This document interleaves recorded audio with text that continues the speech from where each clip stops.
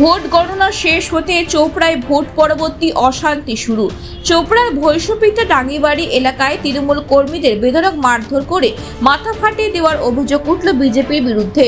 এই ঘটনায় এলাকায় উত্তেজনা ছড়িয়ে পড়ে। বৃহস্পতিবার ঘটনাটি ঘটেছে উত্তর দিনাজপুর জেলা চোপড়া থানা ভৈষপিতা ডাঙ্গিবাড়ি এলাকায়।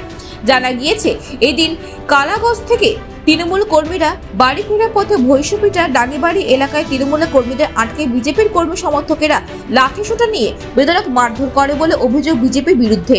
যদিও এই গোটা অভিযোগ অস্বীকার করেছে বিজেপি।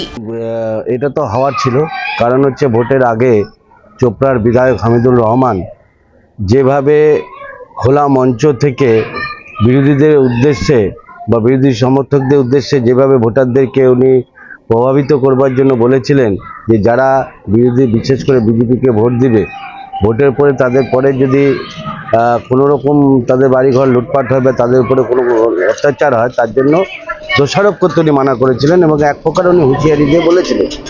এবং আমরা দেখলাম যে ভোটের পরবর্তীকালে ভোটের রেজাল্টের পরে যেভাবে চোপড়া বিধানসভার বিভিন্ন এলাকা জুড়ে যেভাবে একটার পর একটা ঘটনা ঘটে চলেছে, এটাই প্রমাণিত যে উনি যেটা কথা বলেছিলেন সেটাই উনি কাজে পরিণত করছেন।